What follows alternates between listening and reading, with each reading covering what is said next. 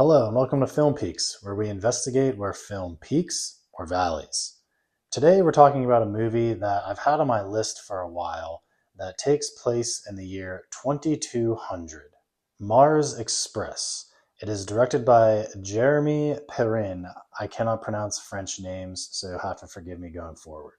He doesn't have too many other credits to his name, but his show Last Man is highly regarded. It has a high score. The main protagonist, Aline, is voiced by Leah Drucker, who is in a ton of other French films that I have not seen. Her partner, Carlos, is voiced by Daniel Labey, who has also been in a lot of other French films that I have not seen. Other French films that I have seen off the top of my head are Climax, Raw, Martyrs, and Red Rooms. So that's where I'm at. I'm sure there's other, but that's all I can remember right now. I think this film is worth watching, so I'm going to wait to show you my score. I'm going to put a riff section at the end where I show you my score and give some thoughts about things. So for now, it's going to be spoiler free. I'll give you a warning before we get there. The gist is that Aline and Carlos are private eyes of the future where they investigate a seemingly rogue robot that is jailbroken by a robotics student, June, with some ulterior motives.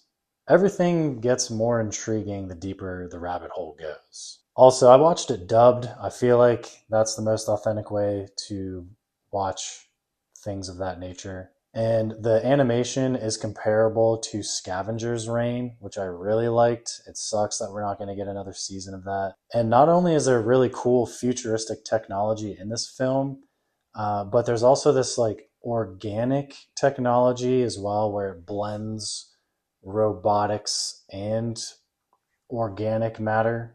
It kind of reminded me of that movie Existenz, if you remember that. So in this film, we can tell that humans and robots do not get along. There are a lot of anti-clanker protests. And like I mentioned, some of the futuristic technology shown throughout the film is really cool. Like for instance, one character has this foldable laptop that whenever you unfold it, it kind of grows into a full screen and is seamless and everything. Kind of similar to what we see for some things today, but a lot cooler. There's also a fridge or a drink station that can go into AA mode. So one of the main characters is in AA, so she's not supposed to drink. And I guess you can kind of have this global profile, if you will. So as you go around to different places, it can detect if you're in AA mode, amongst other things. So that's kind of cool, but a little bit scary to think about.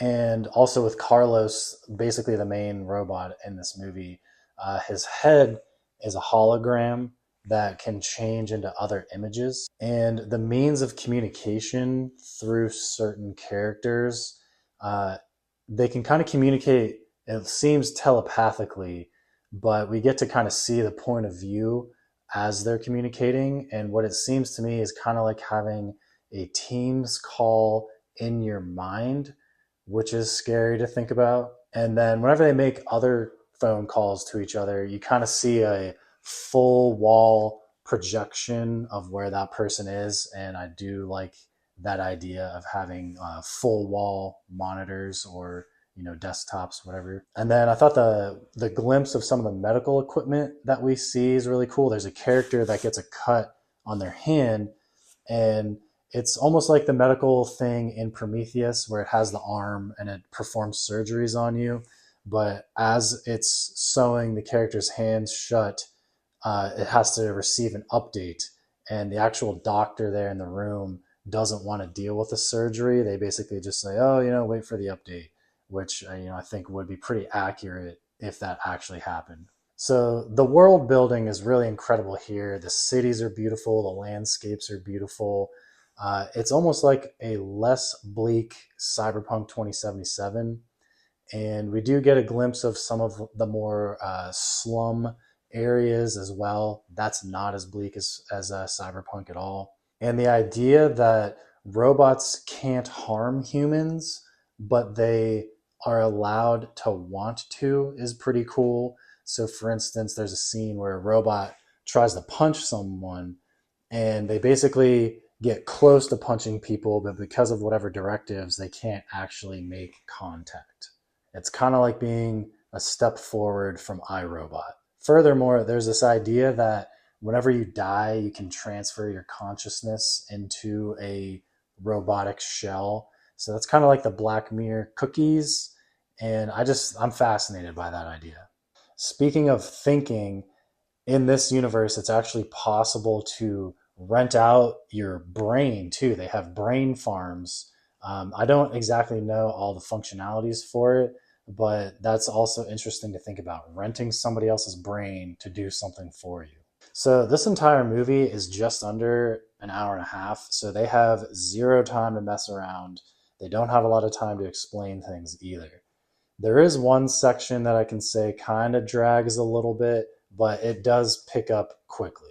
Most of the world is explained through show don't tell, but there are some lingering questions that I would have liked to have answered. We don't need to have all the questions answered, but it would have been nice to just have a little bit more here and there. Overall, it's not exactly a new story, but it is a good one. So I think it is worth watching. And at this point, we are about to enter the riff section where I will show my score. So if you want to avoid spoilers, I'm going to give you a few seconds to bail out now. If you do end up bailing, thank you for making it this far. Check out the app on the iOS and Android store, Film Peaks. Thank you. And yeah, that was your warning. Let's go to the riff section. All right, before I get into it, I'm going to pop up my score here. Compare your own. Leave your own review. Get on the app. Do what you got to do. But anyway, as we enter the beginning, I did like that scene where June is hiding under the bathtub water. I know, like in a real scenario, people probably would have searched that, but I like to see that in movies. I was also kind of shocked when the cat got killed. I have cats. I don't like to see cats die. And, right off the bat, I was very interested in the world building. Like, I wanted to see more. I wanted to see the dynamic of the humans and robots and how they interacted and everything. And we do see that clear divide between, the anti-clankers and the humans that do interact with robots. And it doesn't help that they keep getting jailbroken. So we're starting off pretty smooth at around a 7.5. I think the character growth of Aline and Carlos was done pretty well. We get to see Aline struggle with the AA stuff. So, she has some flaws. Same thing with Carlos. He's dead, but he's in this robot body, and he just wants to see his daughter, but he's not really allowed to. Whenever they get the assignment to go investigate what's going on with June, I thought that was pretty cool. We get to see the futuristic investigation technology that they have at their disposal. The club X body I thought was really cool. That took me right into one of the clubs from Cyberpunk 2077. And the idea for June to be using a backup body to do prostitution, I guess, to save up money while she's in school. The idea of having a backup go do stuff for you to make money, who wouldn't want to do that? And I wasn't really expecting June to just get murked straight up during that Terminator scene. I thought that was pretty shocking. I wanted to know more about the Terminator and like the hit squads and all that. But at this point, we're rolling at a good pace. We're at 8.5. Things do kind of level off for a bit in the midsection. We see Aline break her sobriety. You knew that was coming. And that momentum does kind of slow whenever, they feel like they failed their mission. The investigation kind of comes to a halt for a bit. But, they press on, they keep doing their investigation. I liked the little lore bit of seeing the army picture with Aline and the guy, I can't remember his name, the rich guy, how they do actually know each other and have a past. But at this point, I don't really understand what's going on with like the organic things in the tanks. They're living creatures, but they're hooked up to these machines.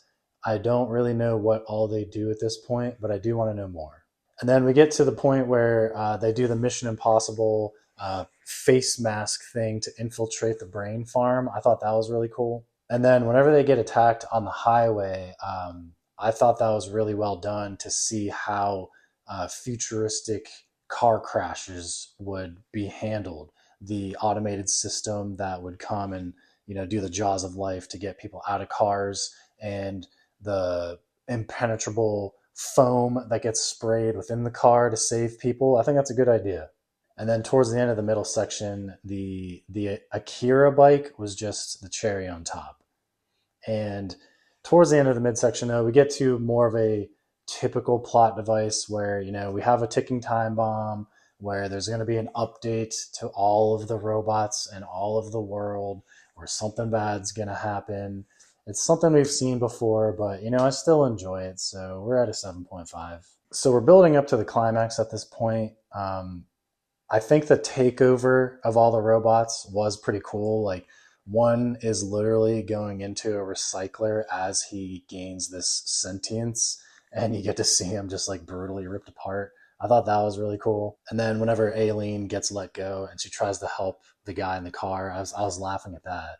But then it does kind of get into a typical bad guy in the big mansion with some security guards situation. But it is during this part that I think Carlos secured himself as my favorite character of this film during the fight with the scorpion robot thing. And I really wasn't expecting Aileen to die here, especially as quick as it happened. So it's not really a typical scenario, but there were some kind of things that were typical, so it kind of dragged it down a little bit for me. It's not like a bad climax or anything. I just feel like it happened a little bit too quick for my tastes. So it's about an average 7.0. So then as we're getting closer to the end, the scene with all the robots just kind of walking casually towards the ships that they're going to depart Earth from, that had me hit with some feelings. They know that there was this directive that is telling them to leave, and they know that it's kind of a suicide mission, but they're going to go anyway. They're going to leave humanity behind. And then once we get up to the ships that are going to take them off Earth, and we just see these piles and piles of dead robots everywhere, it almost looked like that scene in World War Z, I think it was, with Brad Pitt, with all the zombies running up the wall and they're just gunning them down. That's not exactly what happens here, but it reminded me of that with the amount of bodies just all over the place. And then the ships, we only get to see a handful of ships go off, but seeing them just kind of drift out into the vastness of space had me thinking about some things. It's not exactly a happy ending, but I think it was effective. So we're going to round that off with an 8.5. So there you have it, Mars Express. I think it's worth watching. Let me know what you think. Check out the Film Peaks app. It's free. It's on iOS and it's on Android. In today's age, with all the AI boom and bubble and all that stuff going on, do you think it's relevant? I kind of think it is. But anyways, if you made it this far, thank you so much for watching, and I'll see you at the top.